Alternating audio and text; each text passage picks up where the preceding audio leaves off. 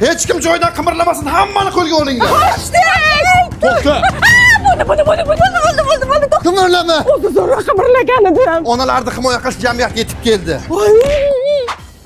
Uyalmaysanmi shunaqa narsalar qilgani? Men bu yo'lga adashib kirib qoldim-da. Tekshiring. Toza. Siznikimi? Ha, bizning oshxonamizdagi kartoshka.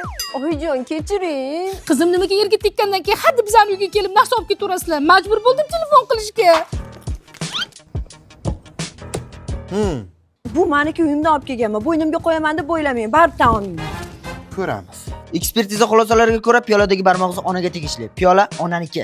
Dadasi chiqing, qizlaringizni urishib qo'ying. Nima degan gap bu? Aman chiqolmayman, o'tgan safar kiyimlar olib ketdi bular. Sizga kichik endiki o'zga beraman deb. Voy, meni sho'rim qursin. Nima degan gap bu?